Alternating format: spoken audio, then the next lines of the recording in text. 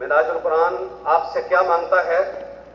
یہ نہ کوئی آپ سے فنڈ مانگتے ہیں، یہ نہ آپ سے یہ تقاضا کرتے ہیں کہ ہمیں ڈالر دیں، پاؤنڈ دیں، روپے دیں، ڈونیشن دیں، یا ہمارے ساتھ سے روزے لگائیں یا 3 مہینے کے چلے کاٹیں۔ ہرگز یہ طریقہ منہاج القرآن کا یہ دعوت نہیں ہے۔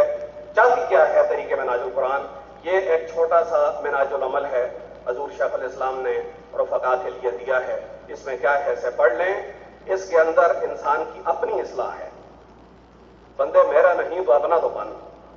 یہ اس منہاج العمل پر آپ عمل پیرا ہو جائیں۔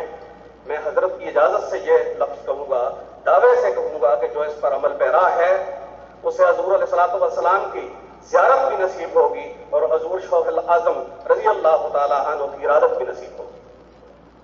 سامعین اکرام، میں آپ سب اپنے دوستوں بھائیوں سے بارہا یہ گزارش کرتا رہا ہوں کہ اپنے گھر میں یہ کتب رکھیں، سیڈیز رکھیں۔ ہم آج ہیں، کل چلے جائیں گے اس دنیا سے۔ ہماری نسلیں، ہمارے بچے، ہمیں ان کی پروٹیکشن کرنی ہے کہ ہم نے کیا احساسہ چھوڑنا ہے یہاں پر۔ حضور شیخ الاسلام نہ ان کتابوں سے بھی پیسے لیتے ہیں، ان پر لکھا ہوا ہے کہ یہ وقف ہے۔ منہاج القرآن کی ہر چیز طریقے منہاج القرآن کے لیے وقف ہے۔ حضور شیخ الاسلام نہ خود اس سے کچھ لیتے ہیں، نہ ان کی اولاد کچھ لیتی ہے۔ پاکستان میں ایک شخص نے کہا تھا کہ اگر ڈاکٹر محمد طاہر القادری پاکستان اور پاکستان کے باہر 125 ممالک میں پھیلے ہوئے اپنے اداروں کو اپنے نام لگا لیں تو یہ پاکستان کے امیر ترین آدمی ہو سکتے ہیں۔ لیکن کمال یہ ہے کہ وقت کا یہ کلندر جس مکان میں آج سے 30 سال پہلے جب منہاج القرآن تحریک نہیں تھی، جس میں رہتا تھا، آج بھی اسی میں رہتا ہے۔ ایک انچ انہوں نے زمین نہیں بنائی ہے۔ اپنی پوری زندگی اس دین کے لیے وقت کی ہے، ہمارے لیے وقت کی ہے، اس امت کے لیے وقت کی ہے۔ میں آپ کے اور حضرت کے درمیان زیادہ وقت نہیں لینا چاہتا ہوں۔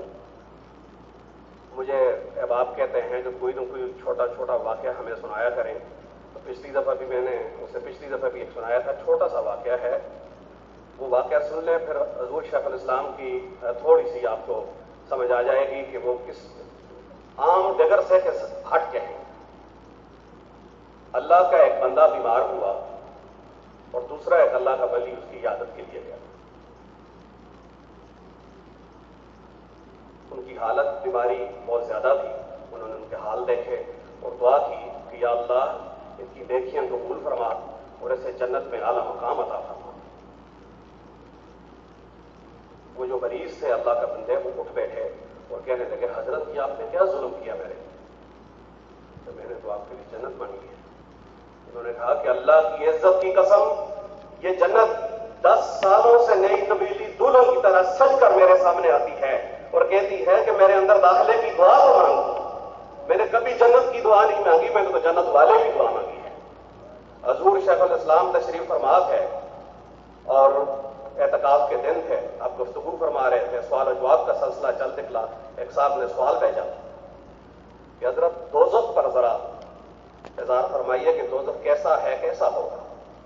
آپ نے وہ پرچی دیکھی، دیکھ کے مسکرائی اور پرچی کو اس طرح کر کے پھینک دیا۔ فرمایا جس راہ پہ جانا نہیں ہے اس کا پتہ کیا کرنا ہے۔ میرے 7,500 خطابات اٹھا لو، میری 1200 بک اٹھا لو، میں نے کسی مقام پر دوزخ اور جنت کی بات ہی نہیں کی ہے۔ میں نے بات کی ہے تو میں نے جنت والے کی بات کی ہے، بات کی ہے تو مدینے والے کی بات کی ہے، بات کی ہے تو اس کے مخڑے کی بات کی ہے، بات کی ہے تو مزاح کی آنکھ کی بات کی ہے، بات کی ہے تو بدوحا کے چہرے والے کی بات کی ہے، بات کی ہے تو واللیل کی زلف کی بات کی ہے۔ دوزخ جنت کے چکروں میں آپ گھر پڑ گئے۔ حضور شیخ الاسلام اپنے ہر رفقا کو یہی سکھاتے ہیں کہ جنت دوزخ کے چکر ہی نہیں ہے، یہاں پر نہ دنیا کے چکر ہیں۔ دنیا میں رہو، دنیا تمہارے اندر نہ رہے، یہ حضور شیخ الاسلام ہر ایک سے فرماتے ہیں۔ میں اپنے سارے بزرگوں کو، بھائیوں کو، دوستوں کو، اپنی ماؤں کو، بیٹیوں کو، بہنوں کو، سب سے گزارش کروں گا کہ یہ فارم ہے منہاج القرآن کی رفاقت کا، یہ ضرور لیں، اس فارم کو فل اپ کریں، منہاج القرآن کے رفیق بنیں، منہاج العمل لیں اور اپنی زندگیوں کے اندر صحیح معنی میں حضور علیہ الصلوۃ والسلام کا اسوہ حسنہ اس کو داخل کریں اپنے بچوں۔ آپ دیکھیں گے کہ یہ رنگ آپ کے بچوں پر کس طرح چڑھتا ہے، آپ کے گھر کا ماحول کس طرح بدل